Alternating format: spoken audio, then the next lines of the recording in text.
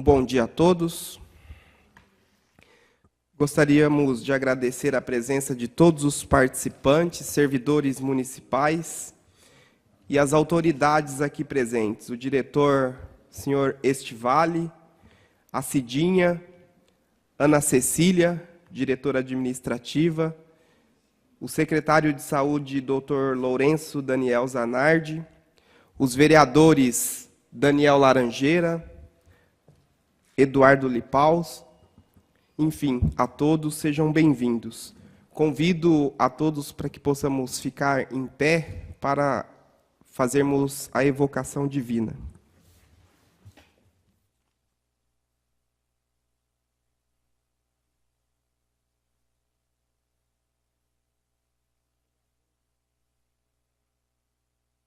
Senhor nosso Deus, nós te agradecemos por mais um dia de vida e de saúde e te pedimos que tu nos conduzas em todos os trabalhos dessa audiência pública de hoje. Tudo isso te pedimos em nome de Jesus. Amém.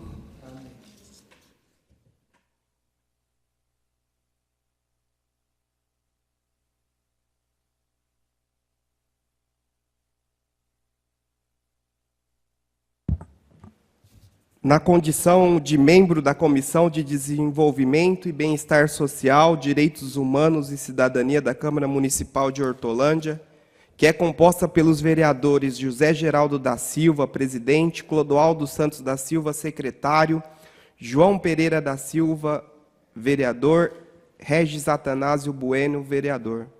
Tenho a honra e a imensa satisfação de declarar aberta a presente audiência pública que tem por objetivo a apresentação pelo gestor do Sistema Único de Saúde SUS, que no âmbito municipal cabe à Secretaria Municipal de Saúde, do relatório detalhado referente ao primeiro quadrimestre de 2017, o qual conterá, no mínimo, as seguintes informações: montante e fonte dos recursos aplicados no período, auditorias realizadas ou em fase de execução no período e suas recomendações e determinações, oferta e produção de serviços públicos na rede assistencial própria, contratada e conveniada, cotejando esses dados com os indicadores de saúde da população em seu âmbito de atuação.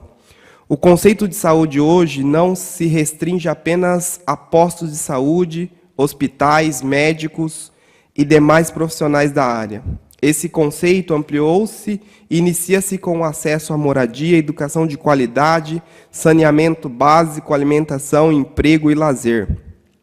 São itens essenciais a que todo cidadão deva ter direito e são construtores da boa qualidade de vida, passando por uma boa condição de saúde.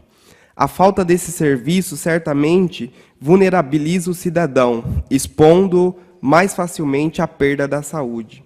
O primeiro grave problema reside na falta de atendimento básico, responsabilidade das prefeituras municipais e feito pelos postos de saúde, existentes em números insuficientes, mal equipados e muitas vezes com falta de profissionais e medicamentos. Sem o bom atendimento na rede primária e sem uma boa resolutividade, um quadro simples de doenças pode se complicar, necessitando aquele paciente de uma internação hospitalar que não deveria acontecer. No decorrer da explanação, não será permitido nenhuma parte interrupção do apresentador. Após a explanação, será franqueada a palavra ao público para questionar o expositor, que poderá fazê-lo estritamente sobre o assunto da exposição, pelo prazo de 3 minutos, tendo o expositor igual tempo para responder, facultadas a réplica e a tréplica pelo mesmo prazo. Desejo a todos os participantes um excelente trabalho e declaro abertos os trabalhos. Passo a palavra, então, para os responsáveis da Secretaria de Saúde, que fará a apresentação.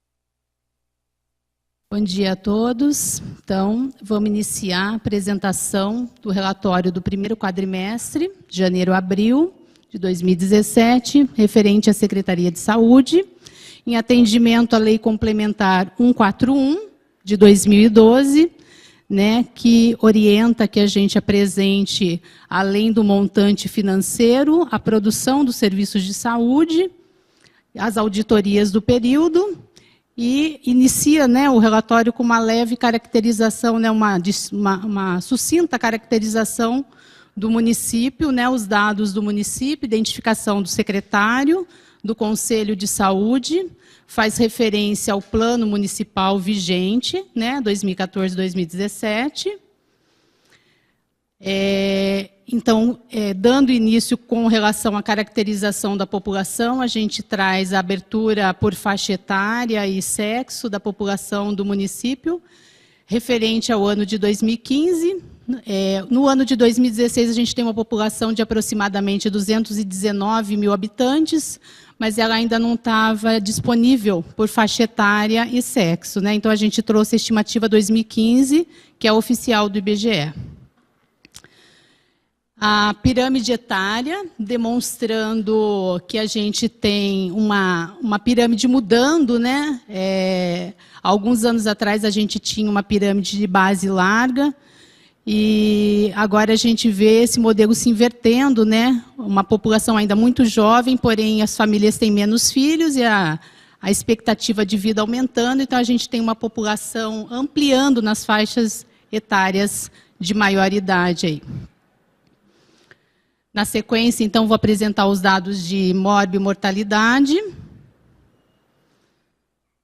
O quadro é referente à mortalidade no primeiro quadrimestre, né? De janeiro a abril, então, a gente teve 308 óbitos de residentes em Hortolândia, né? O maior número nas doenças do aparelho circulatório, as neoplasias e o aparelho respiratório. Os dados de morbidade agora, referente às internações dos hortolandenses, né, não só no Mário Covas, mas também nos outros hospitais. Esse é um dado que a gente traz por residência. Então, a gente teve, no primeiro quadrimestre, 2.266 internações.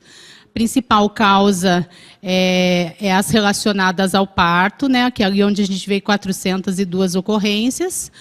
E, na mesma lógica do que é na mortalidade, a gente vê as doenças do aparelho circulatório, do aparelho digestivo e as do aparelho respiratório também aparecendo de forma bem importante. Aí, no segundo item, então, que nós vamos estar apresentando a questão do montante dos recursos aplicados. O quadro da receita, o quadro A, o quadro da receita. Receita de impostos, então, 63.329.000, né, referente IPTU, ITR, imposto de renda. As transferências da União, 21.376.000, referente ao FPM, a cota parte do ITR e a Lei Candir. As transferências do Estado, 77.984.000, referente ao repasse de ICMS, IPVA e IPI no quadrimestre. Então, totalizando uma receita de R$ 162.691.043 no quadrimestre. Segundo quadro, então, o quadro B é o quadro da despesa, a despesa liquidada. Despesa corrente, R$ 46.440.720. Pessoal e encargos, R$ 28.337.000.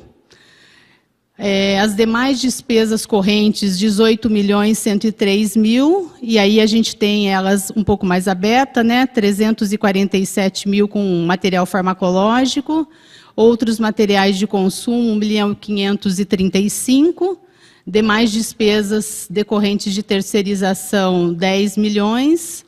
Outros serviços de terceiro, 1.676.000. Serviços terceiro, pessoa física, 178 mil, né? Inverti aí o item. E demais auxílios financeiros a pessoas físicas, 225 mil. Nas despesas de capital, R$ 9.860, totalizando no quadrimestre uma despesa de R$ 46.450.580. Receitas e transferências do SUS. Da União, então, a gente recebeu pouco mais de R$ 9.669.000, detalhado abaixo, né, entre atenção básica, média e alta, assistência farmacêutica e vigilância.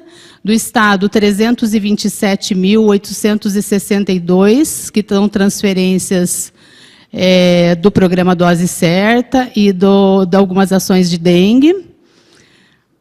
E outras receitas, que daí são as remunerações de depósito bancário, um pouco mais de 718 mil.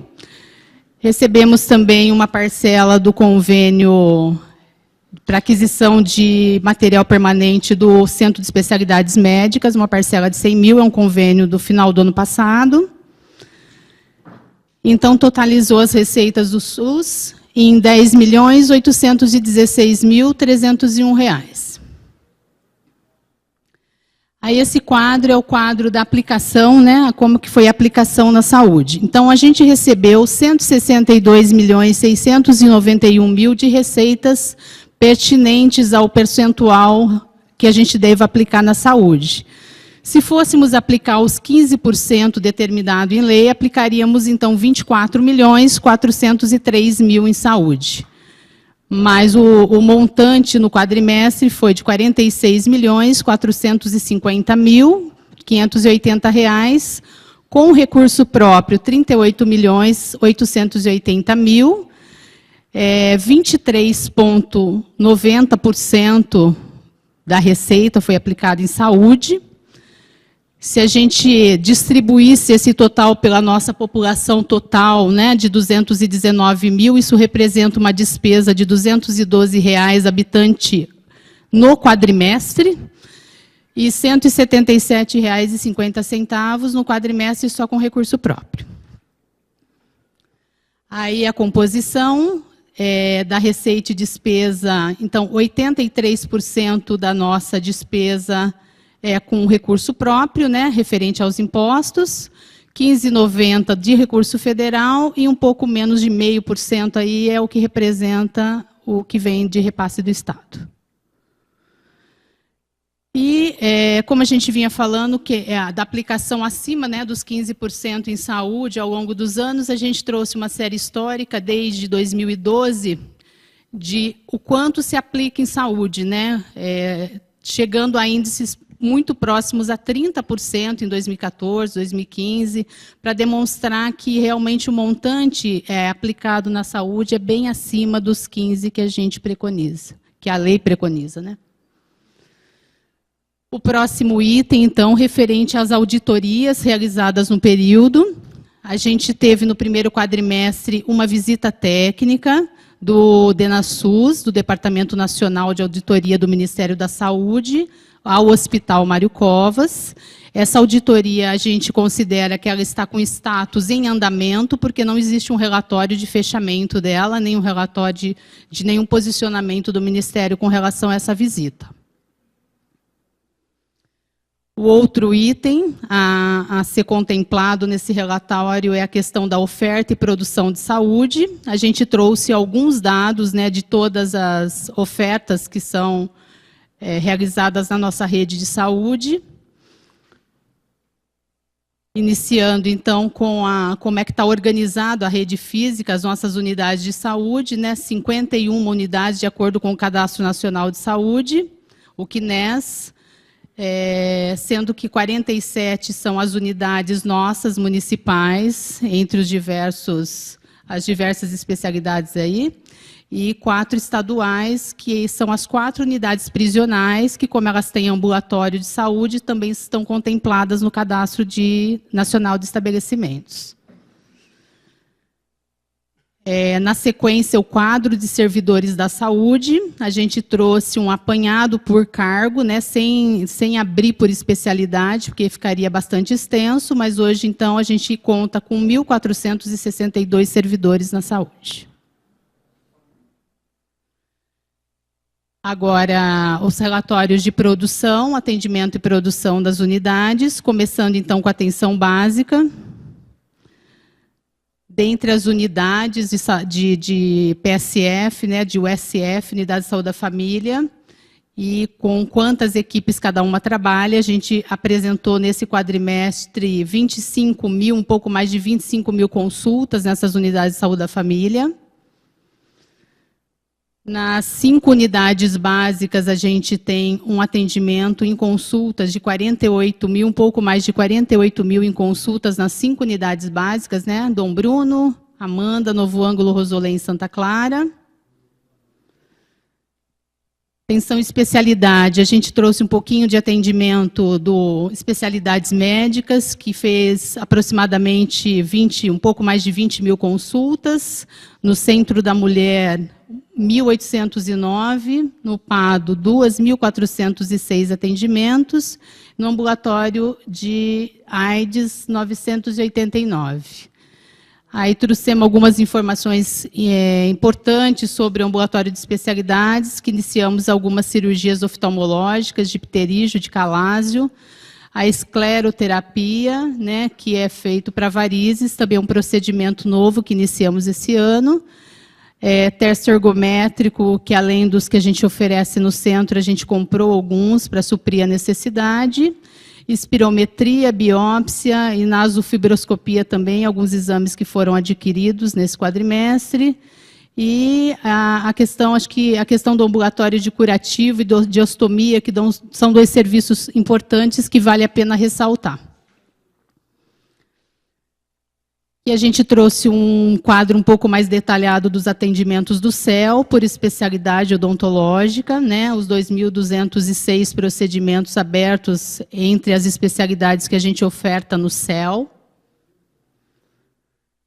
Atendimentos do CIER e do Centro de Reabilitação Física, que no quadrimestre foi um pouco mais de 4 mil cada um dos serviços.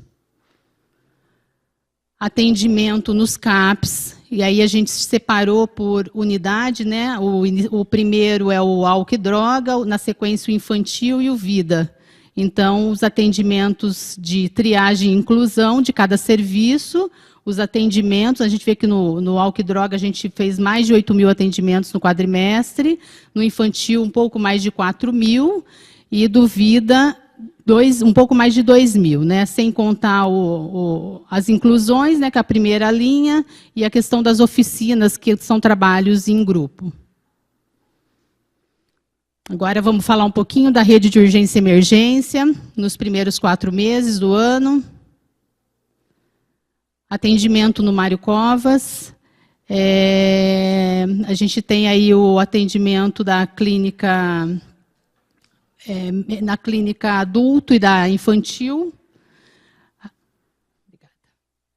A gente tem, então, pouco mais de 30 mil atendimentos na clínica no PA adulto, pouco mais de 13 no PA infantil, né? A gente vê que a grande maioria dos atendimentos estão voltados para o público adulto no hospital, e a grande maioria para a ginecologia, né, frente a que é um hospital, né, com a proposta de maternidade, né? Realizamos também no hospital 765 entre endoscopia e colonoscopia.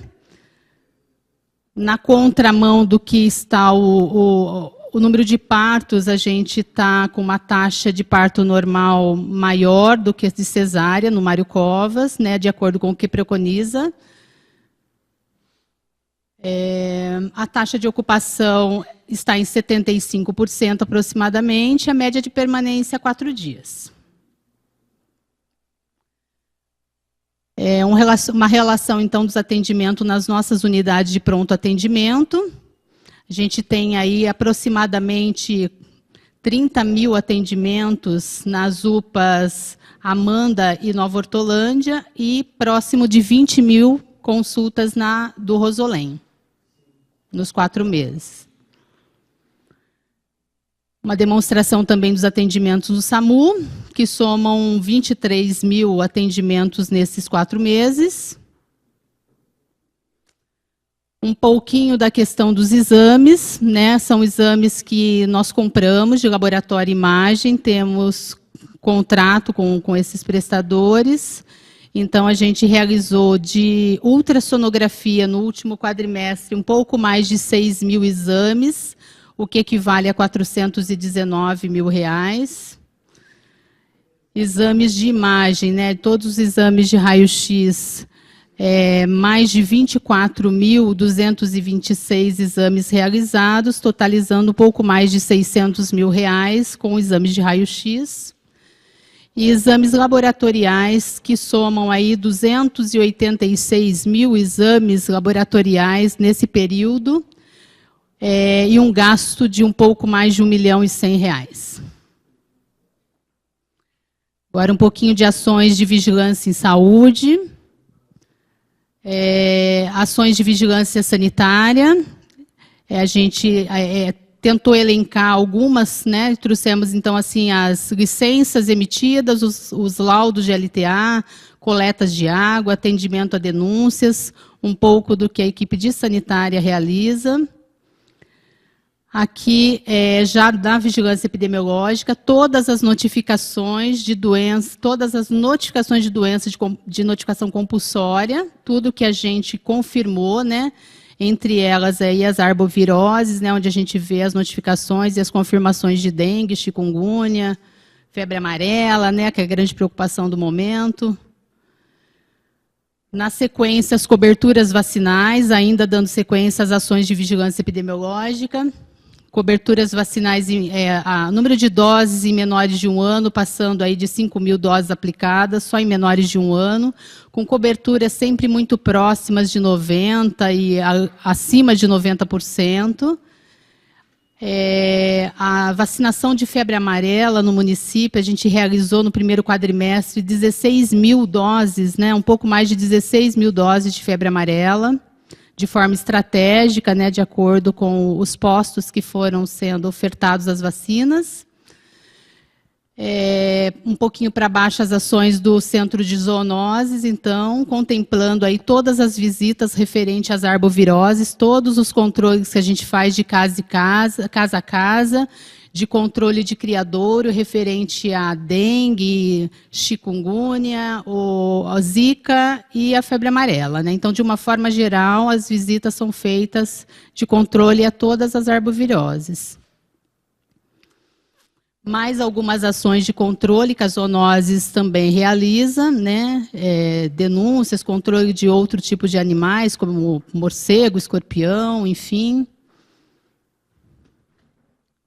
Mais um item que a gente também trouxe é a questão da ouvidoria, né? A Secretaria de Saúde conta com ouvidoria, um espaço aberto à população para denúncias, reclamações e elogios e todas as outras situações.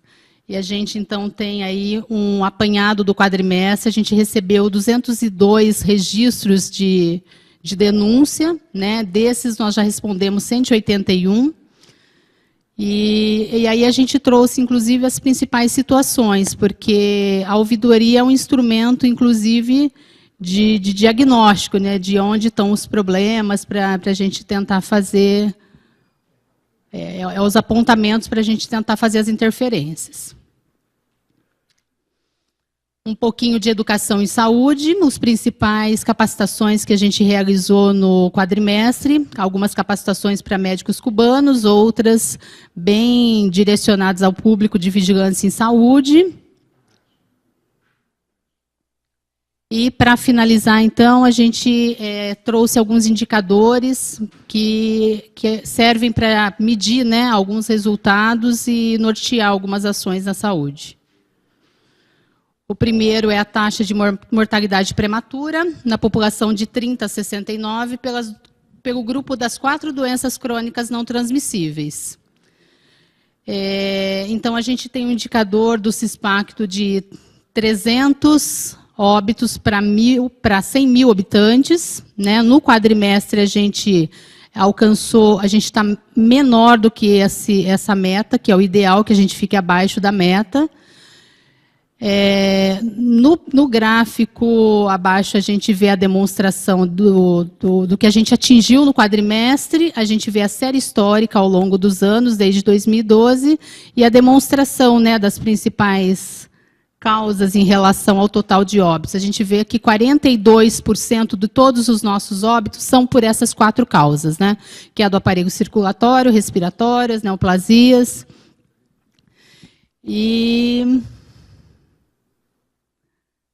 Circulatório, respiratório, neoplasias e do aparelho digestivo. Não, diabetes.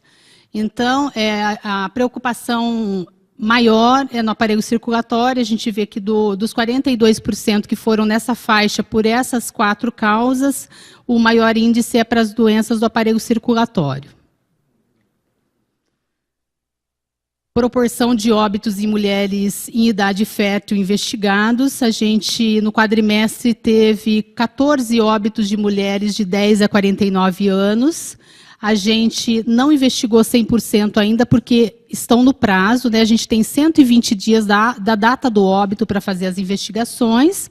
Algumas que morreram já no mês de abril, ainda não houve tempo para fazer a conclusão dos casos. Então, assim, das investigações, 71%, né, já foram investigados. Acho que das 14, 10 já foram investigadas. Número de casos de sífilis congênita em menores de 1 ano. Esse indicador a gente persegue diminuí-lo.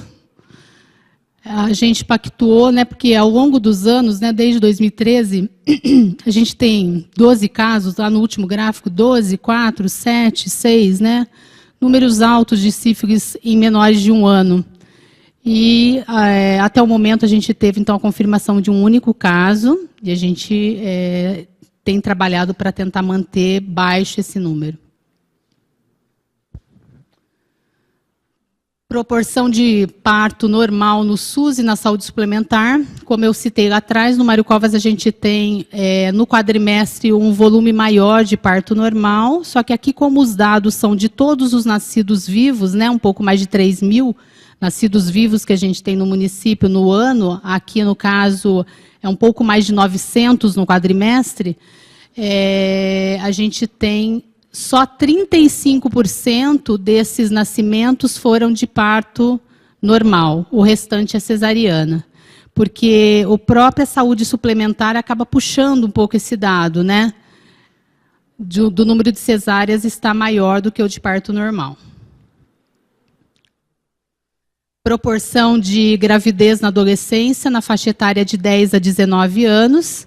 A gente tem, então, dos pouco mais de 900 nascidos no quadrimestre, 12% são de meninas, né? São de mulheres na faixa etária de 10 a 19 anos.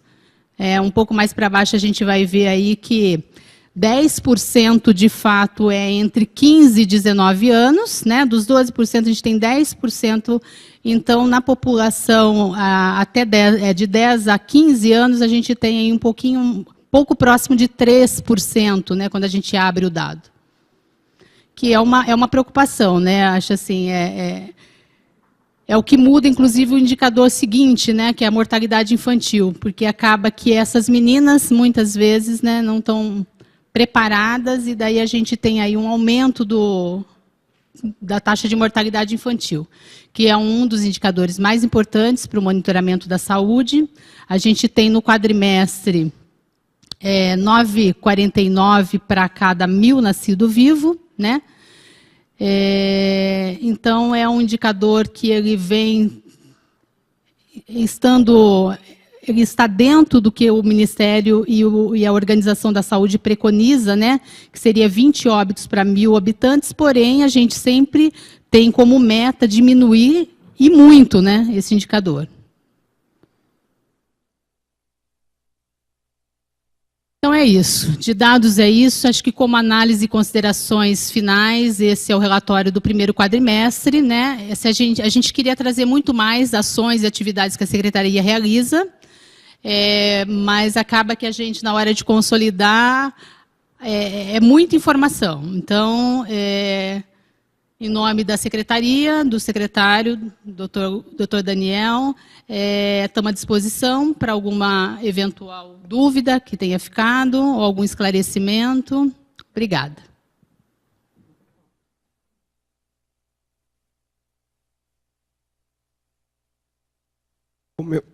Como eu disse no início, fica aberto, então, as pessoas que quiserem fazer alguma pergunta.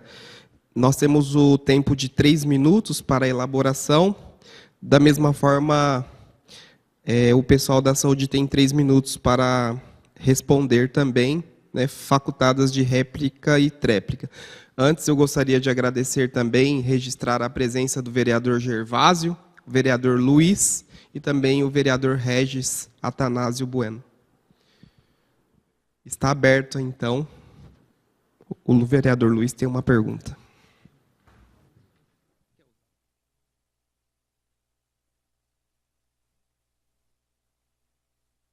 Bom dia a todos.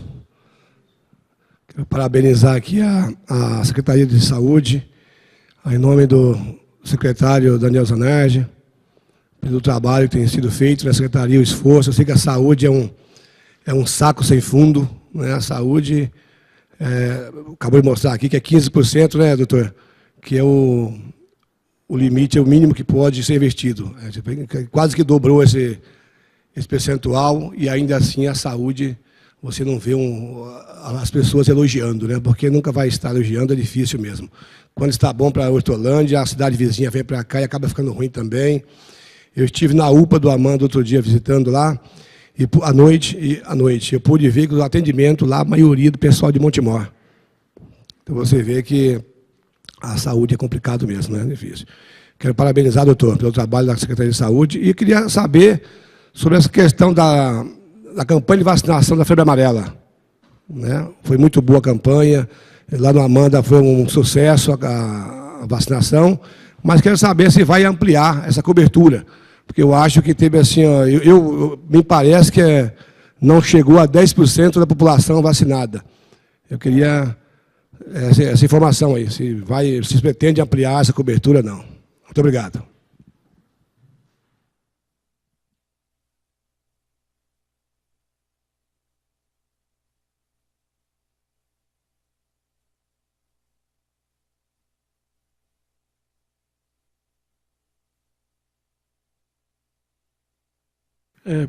Bom dia.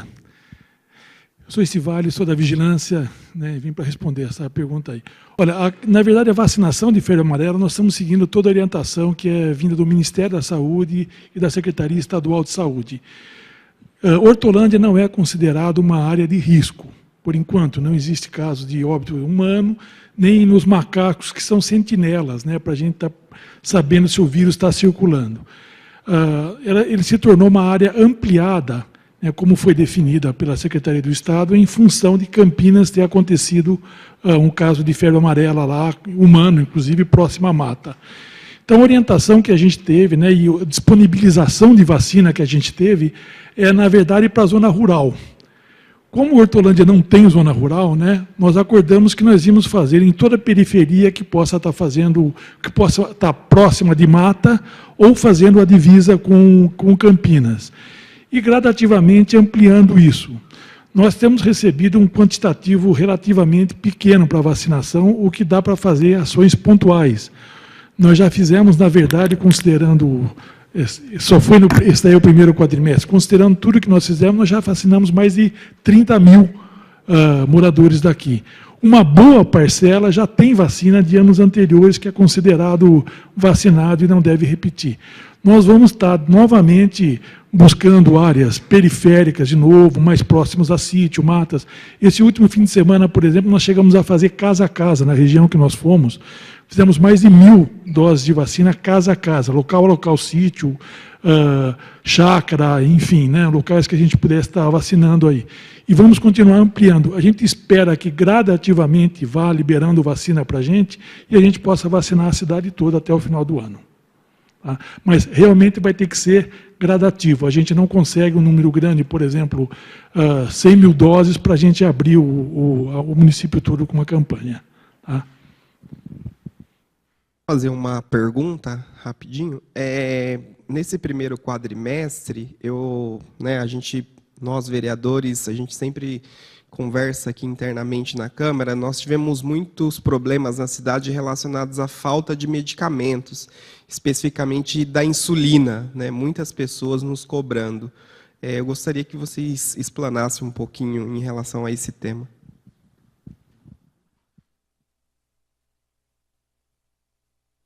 A pergunta é comigo mesmo. Essa pergunta me incomoda um pouco, porque não é do meu feitio falar, às vezes, de outra administração. Mas nós tivemos uma herança que, no ano passado, a gestão não conseguiu completar uma licitação que eles começaram no começo do ano. Foram 9 meses e ela não se completou. Então, nós pegamos a gestão sem transição e com um estoque muito baixo e com a responsabilidade de fazer uma nova licitação. Uma licitação bem feita, de verdade, ela leva até 180 dias para você fazer uma licitação correta dentro do rigor da lei. Nós fizemos uma emergencial, conseguimos suprir parcialmente a rede e agora estamos na reta final da licitação propriamente dita, porque o ano passado foi feito por lotes e esse ano nós fizemos por itens. Então, se um fornecedor foi lá e ele ganhou um item, ele é dono daquele item, né? Então, não tiveram assim impugnações. No entanto, 5 fornecedores, eles declinaram. E a gente está considerando esses, então, como desclassificados e fazendo só esses outros 5 itens. Eu acredito que mais, no máximo, 10 a 15 dias, nós teremos tudo sanado.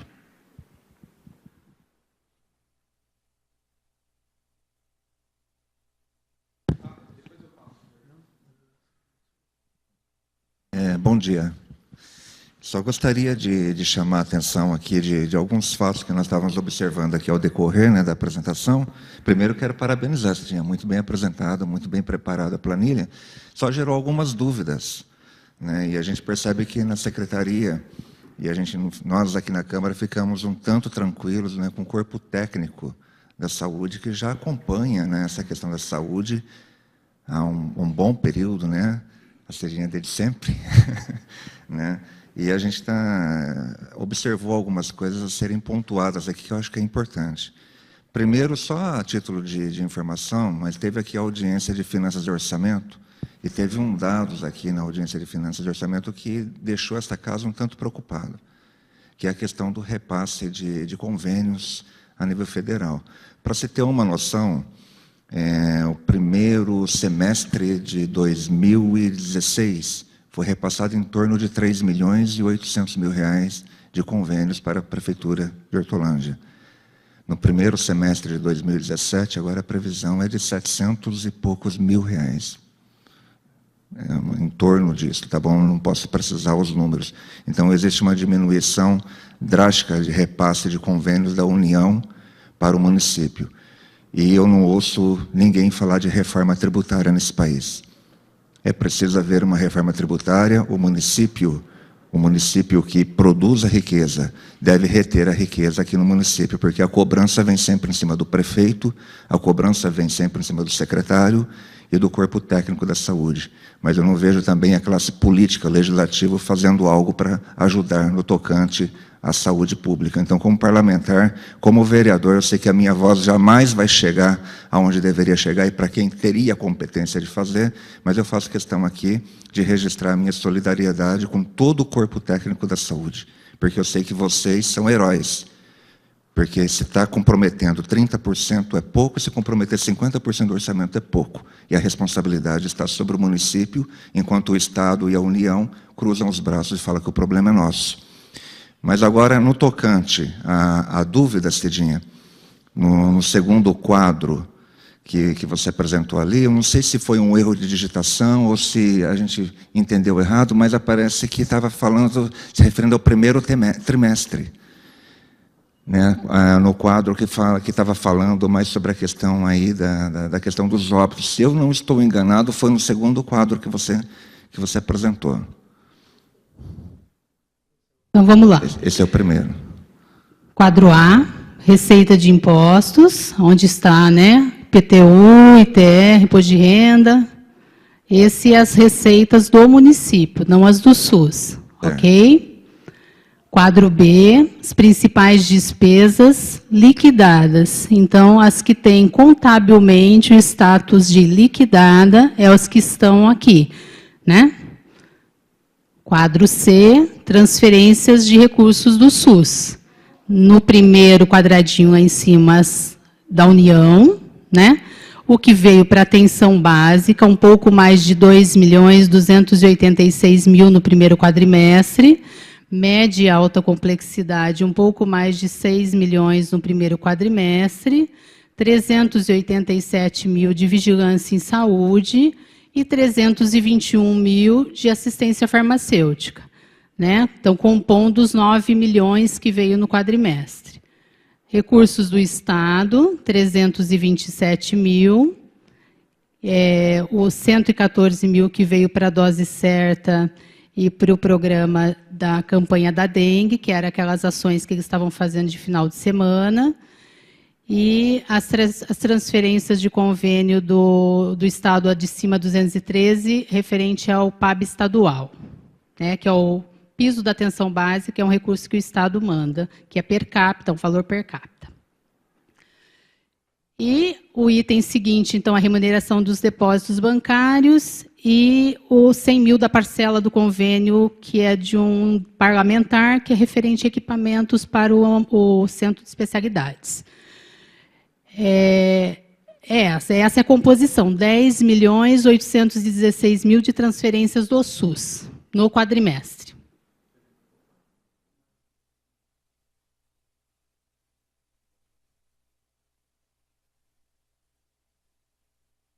É que aqui, com relação às transferências, são esses. Com relação a transferências de recursos.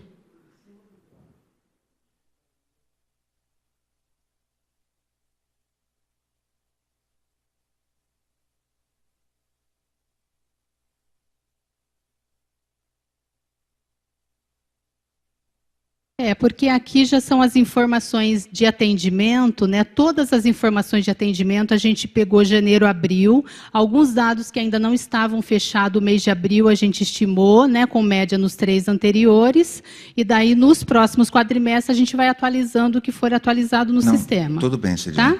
Aí, só no tocante à dúvida que gerou aqui, a gente pegou aqui no SESM, né? O Centro Especializado de Saúde da Mulher. A gente fez uma conta aqui, está tendo em média 461 atendimentos agora. Isso dividido por 20 dias úteis dá cerca de 23 atendimentos por dia. A dúvida, esse atendimento corresponde a todo o processo dentro do SESM? Porque se isso está acontecendo, a gente também observou aqui que existe um grande número de óbitos ocasionados à questão aí de partos, né, como já foi falado, que é uma grande causa. Então, a gente está trabalhando muito esta questão aí da urgência e emergência sobrecarregado, e a gente não está tendo como uma política de dar o encaminhamento do tratamento preventivo, né, da questão da saúde. Porque se for 23 atendimentos diários no total, a gente acha que é muito pouco atendimento, e a gente gostaria de saber se a Secretaria tem algum plano de ação. Nós já sabemos aí do projeto Viva Mais, né, que é uma bandeira a ser implantado. Na verdade, é um sentimento desse vereador que nós vamos ser massacrados e nós estamos enxugando o gelo, porque essa demanda da urgência e emergência vai continuar aumentando e a gente não vai estar conseguindo trabalhar a questão da prevenção na rede pública. Era só isso, Irinha. Obrigado. Viu? Deixa eu só terminar, então, o esclarecimento quanto ao recurso do SUS. Todas as parcelas que vêm, então, para atenção básica e para média e alta complexidade estão vindo, igualmente veio nos exercícios anteriores, então não tem nenhuma falha de financiamento nesse momento, nenhum problema, todas as parcelas vieram. O que ocorre, às vezes, é que a classificação da receita, né, por exemplo, se o recurso cair no dia 31 de dezembro, a ordem bancária do dia 31, a classificação contábil acaba ficando no primeiro dia do mês seguinte. E, nesse caso, se for, por exemplo, o mês de abril, a gente acaba ficando com esse recurso no segundo quadrimestre, não nesse. Então, às vezes, diverge um pouquinho de um quadrimestre para o outro nesse sentido, mas a gente faz, dentro do Fundo Municipal de Saúde, o monitoramento de todos os recursos. Então, quando a gente vê que algum diminuiu ou não veio, a gente já está atento, estamos ligando, estamos observando os repasses, só para a gente fazer esse esclarecimento. Agora, com relação ao SESM e todos os outros serviços, as informações que nós coletamos foram referentes aos dados que são informados na produção. Então, os relatórios que os profissionais do serviço geram, né, de tudo que eles atendem. Então, são os atendimentos, né, aí as consultas de todos os profissionais do serviço. Então, a gente sabe que existe uma subnotificação. Então, a gente realiza no serviço, né? O vereador Daniel estava conosco e sabe disso, a gente realiza no serviço muito mais do que é registrado. A informação é a que oficialmente está registrada, é o que vai para o SUS, então é essa que nós trouxemos. Tá? E daí, nesse sentido, a gente vê que tem uma subnotificação e precisamos trabalhar também com relação a esses dados. Tá? Agora, já com relações às propostas e os trabalhos voltados para a atenção básica, onde é a nossa porta de entrada, né? Então, eu vou pedir para que o doutor Daniel faça uma colocação, né, até do Viva Mais.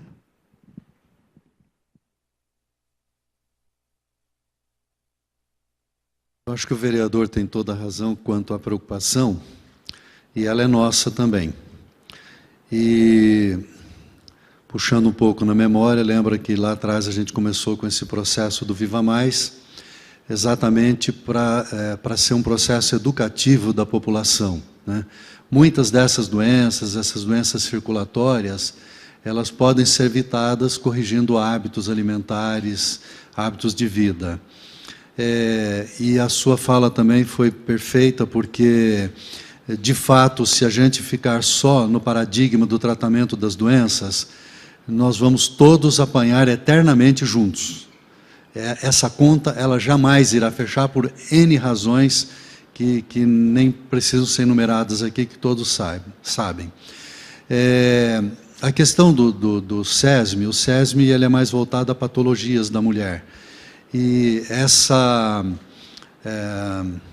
esse carinho com as nossas pacientes gestantes, elas são feitas nas unidades básicas, nos PSFs, onde de fato nós precisamos fortalecer essas unidades, e isso está nos nossos planos de colocar mais profissionais para isso. E eu faço um apelo à Câmara, a todos os vereadores, que nos apoiem nesse processo do Viva Mais, porque ele é a nossa grande esperança.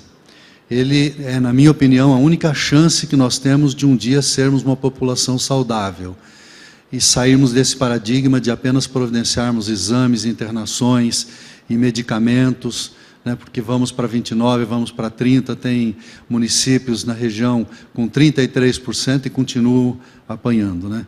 Então, eu acho que se estivermos juntos, e hoje o Viva Mais é um programa de governo, ele não é um programa da Secretaria de Saúde, eu acho que todos juntos nós faremos essa virada e seremos, quem sabe, se Deus quiser, num breve tempo, uma referência nesse aspecto na nossa região.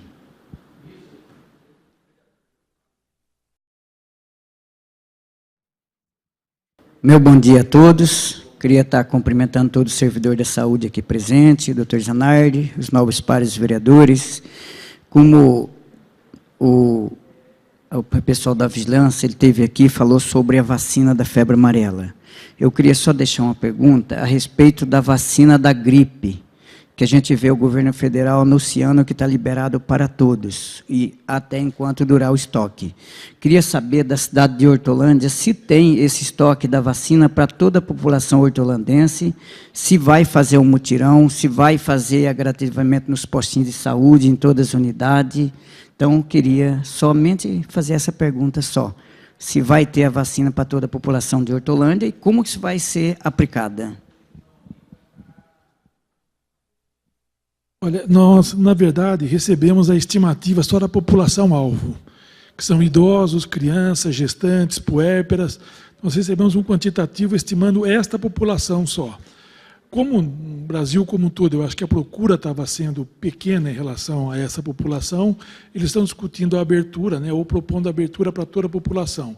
A nossa conduta aqui, novamente seguindo a maioria dos municípios vizinhos e a orientação do Estado, nós vamos manter até o dia 9, até o final dessa semana, a população-alvo, para que a gente possa dar oportunidade para quem realmente é priorizado nisso, né, quem é mais vulnerável a essa doença, possa se vacinar com a oferta garantida da vacina. A partir do dia 9 da semana que vem, a gente abre para a população como um todo, dentro do limite do estoque que nós temos. Nós não temos estoque para a população toda não, viu? Com certeza o governo federal e estadual não vai repassar um volume maior que dê cobertura a toda a população. Então nós vamos garantir a população-alvo, aquele mais vulnerável, até o dia 9. Se houver, e deve haver uma sobra de um quantitativo, daí a gente abre para o restante da população. Ok? Nós estamos vacinando já há mais de 15 dias essa população. No caso de idosos, por exemplo, nós temos uma cobertura acima de 85%. A resposta foi adequada. Criança não tem sido muito... Nós temos em torno de 50%, a resposta não está muito grande, não. Vacinamos também os funcionários da saúde, nós fomos ampliando gradativamente isso, né? Mas nós temos que garantir para a população-alvo até o dia 9, realmente, que se quiserem buscar, realmente a gente garante. A partir daí, nós vamos estar abrindo o que a gente tem ainda de estoque para quem, na verdade, não vai ter jeito, vai ser quem chegar primeiro e buscar a vacina aí, né? Nós não temos como daí fazer com critério de selecionar de novo uma outra população, tá? Vai ser aberto daí.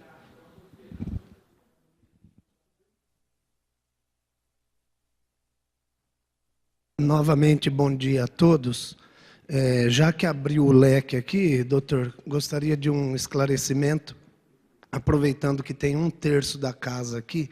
Chegou ao nosso conhecimento, quando a PGP assumiu a urgência e emergência, com uma gestão plena, que os profissionais concursados todos viriam para a atenção básica. E isso até o momento não ficou claro para a gente aqui, né? Eu torço muito para que realmente isso aconteça, vai fortalecer muito o projeto do senhor, do qual eu já fiz parte, e eu gostaria de saber se nós já temos essa posição, porque sempre quando nos reunimos, a dúvida é sempre essa. Hoje é o 37º dia da PGP, né? E a gente ainda não viu esses profissionais na atenção básica. Muito obrigado.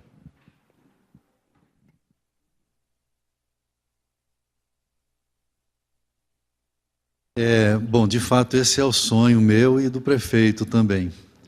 Já não é o sonho do Pedro Galindo no momento.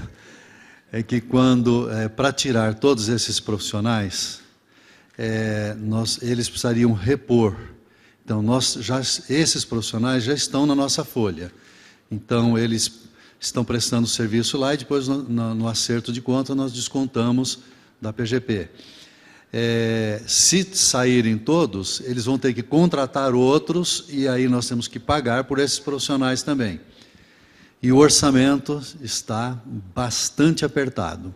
Então, hoje à tarde nós temos uma reunião do grupo gestor da Prefeitura com a PGP, onde nós vamos analisar algumas pessoas, alguns nomes que eventualmente eles possam dispor sem ter que contratar, ou eventualmente contratar apenas uma pequena parte que caiba dentro do orçamento.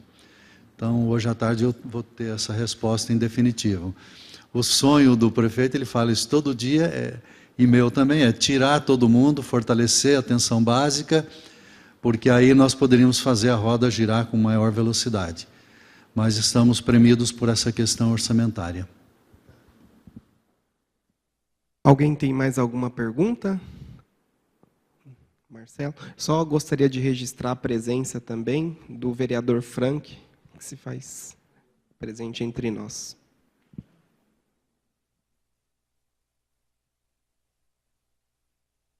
Bom, agradecer pelas informações esclarecedoras. Eu tenho uma dúvida assim. Conforme o relatório apresentado, é notório o equilíbrio entre a despesa e as receitas, configurando um cenário bem favorável. Se pudéssemos entender a saúde como um serviço prestado pela rede, ela deve ser tratada de maneira diferenciada se comparado com os demais serviços por motivos óbvios. Existe uma preocupação por parte da Secretaria para que os locais onde os serviços são prestados também reflitam essa diferenciação no que toca à infraestrutura, acomodações e ferramentas para os funcionários que ali estão?